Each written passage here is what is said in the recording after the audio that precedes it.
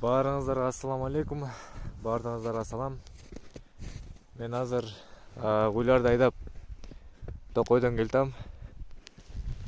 Тиги уйларды айдап келтем. Мынакей бизде мындай Токой. Ошо азыр деген зимний вайб. Ушундай жакшы бир природада кетип бартам да, мындай айткандачы. Мындай ала тоо, алач бийик тоолор. Ошо Кыргызстанда тууганыма аябай мындай сыймыктанам да. Аябай сүйүнөм, ошо аябай шүгүр айтам. Каралачы кандай гана биз мекенибизде жашайбыз.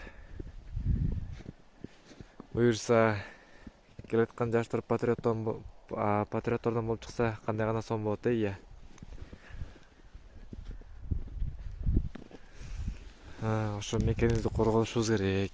Келаткан өспүрүм жаштар, келаткан уже өсүп келаткан балдар дагы ошонун баарын билип туруш керек да. Каралачы. Мындай камерамен көрсөтүп бере албайтам, бирок вид шикарный да.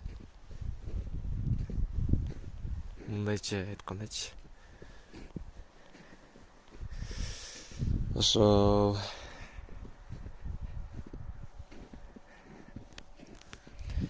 силерде эмне жаңылыктар болуп атат, ошону комментарийде жазып кетиңиздер. Дагы эмкиде кандай видео роликтерди тартайын. Буюрса ошо 10-классы бүтүп шаарга кетем мен. Анан мындай кездерди аябай сагынам да. Ошондуктан азыркы возможности мындай айтканда упускать этпеш керек да. Нужно жить в моменте дегендейчи. Карабачы.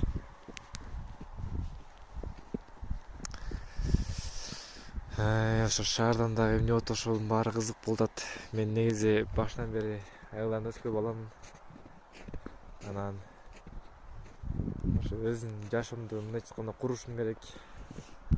Ошо сиздерге айтып кеткендей эле бизнесимди башташым керек. Ошо 2035-жылга чейин $1 миллион таап коюшум керек да.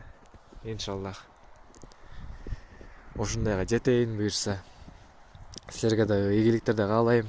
Мен катталуучуларым жана көрүүчүлөрүм.